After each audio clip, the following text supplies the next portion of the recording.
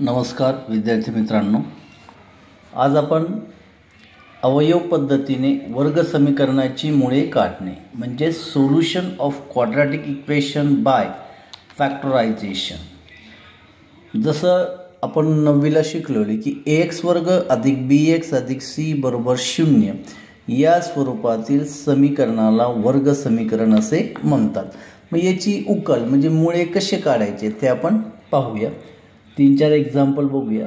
सोपं एग्जाम्पल घेऊ। सगळ्यात पहिले x वर्ग वजा 4x वजा 5 बरोबर 0 या समीकरणाची आपणास उकल काढावयाची आहे। आता हे वर्ग समीकरण कसं सोडवायचं ते सांगतो। खूप सोपं आहे। सगळ्यात पहिले x वर्गचा सहगुणक काही नाही म्हणजे किती असतो 1, हा 1 आणि शेवटची संख्या 5।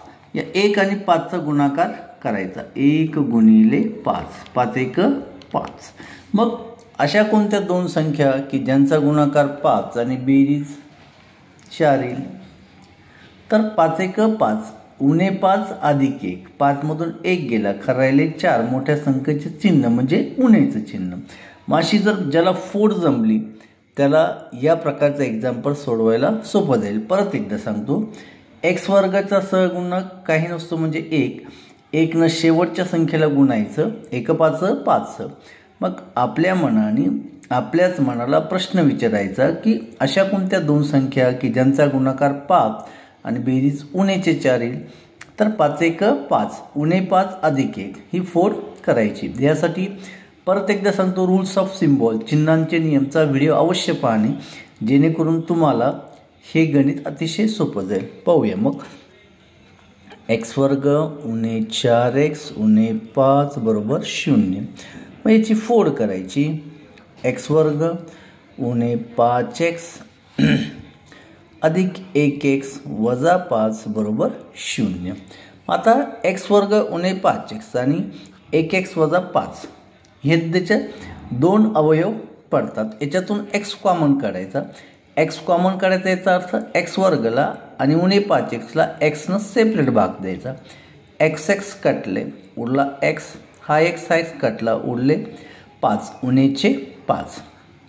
इकडे अधिक 1 कॉमन काढला, अधिक 1 कॉमन काढला म्हणजे 1x आणि उणे 5 ला 1 न भागायचं। 1 न कोणत्याही संख्येला भागितलं तर भागाकार तीच संख्या येणार। 1 1 कटला x सोडला, इथे उणे 5। लक्षात ठेवायचं विद्यार्थी मित्रो, हा कंस आणि हा कंस समान येणं अत्यंत आवश्यक आहे। हे जर दोन्ही समान आले नाही तर समजायचं आपलं वर्ग समीकरण कुठेतरी चुकतंय। या दोन्ही समान कंसापैकी एक कंस x उणे 5, दुसऱ्या कंसात x अधिक 1 बरोबर 0। मग पुढच्या स्टेपमध्ये x उणे 5 बरोबर 0 सेपरेट ठेवायचं किंवा x अधिक 1 बरोबर 0। पुढच्या स्टेपमध्ये x बरोबर उणेचे 5 तिकडे जाताना अधिकचे 5 किंवा x बरोबर अधिकचा 1 तिकडे जाताना उणेचा 1, म्हणजेच दिलेल्या वर्ग समीकरणाची मुळे आहेत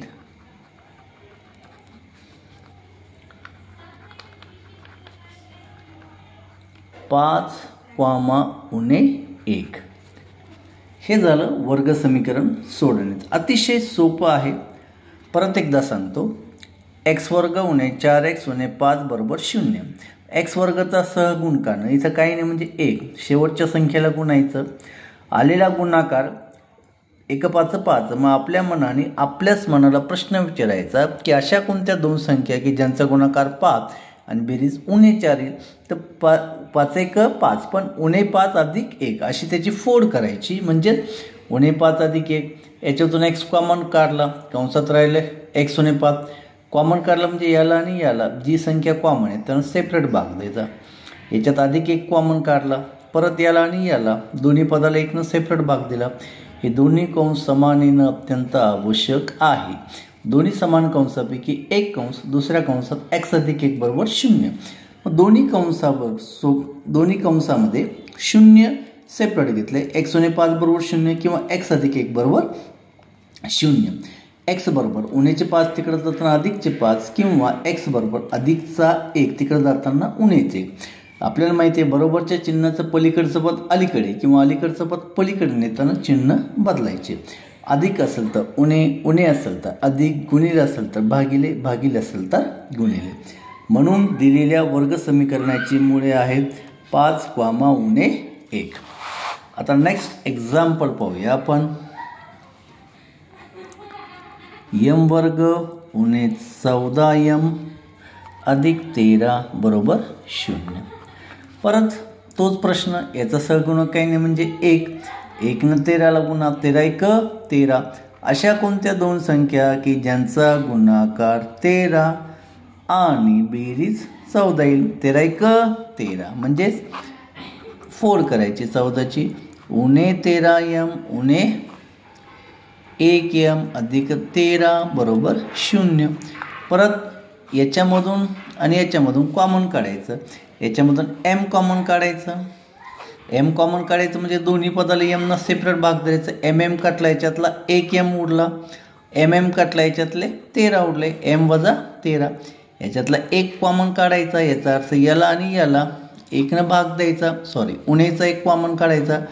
उणे 1 भाग दिलं तर कंसात येतात m वजा 13 बरोबर 0. दोन्ही कंस समान येणं आवश्यक आहे. आलेत.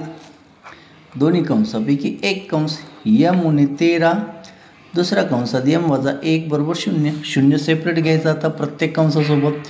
m उणे 13 बरोबर 0 किंवा m उणे 1 बरोबर 0. पुढच्या स्टेपमध्ये m बरोबर उणेचे 13 तिकडे जाताना अधिकचे 13 किंवा m बरोबर उणेचा 1 तिकडे जाताना अधिकचा 1. म्हणजे तुमचे दिलेल्या वर्ग समीकरणाचे मुळे आहेत 13, 1.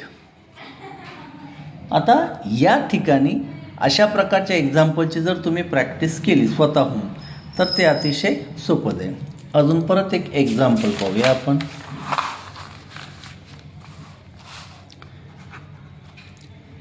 तीन एक्स वर्ग वजा x वजा 10 बरोबर 0. आता विद्यार्थी मित्रांनो परत ती स्टेप. आता x वर्गाच्या सहगुणकानं 10ला गुणा. x वर्गाचा सहगुणक आहे 3. 3 10ला गुणलं 3 10 30. अशा कोणत्या दोन संख्या की ज्यांचा गुणाकार 30 आणि बेरीज उणे येईल. तर आपल्याला पाडेपाठ असणं आवश्यक आहे 30 पर्यंत. 6 पंचे 30. मग 6 मधून 5 गेल्या खरायला 1. मग याची फोड कशी होईल. 3x वर्ग वजा 6x अधिक 5x वजा 10 बरोबर 0. ही फोड जमणं अत्यंत आवश्यक आहे. यासाठी पाडेपाठ असणं, बेसिक रूल्स ऑफ सिम्बॉल चिन्हाचे पायाभूत नियम माहीत असेल तरच हे गणित सोप्या पद्धतीनं सोडवता येईल. मग पुढच्या स्टेपमध्ये याच्यातून 3x कॉमन काढले. 3x कॉमन काढले म्हणजे याला आणि याला 3xनं सेपरेट भाग दिले. 3x कटले. इथं राहिला x. 3 1 3 3 2 6 x कटले. x वजा 2. दुसऱ्या याच्यात अधिकचे 5 कॉमन काढले. याचा अर्थ याला आणि याला 5नं सेपरेट भाग दिला.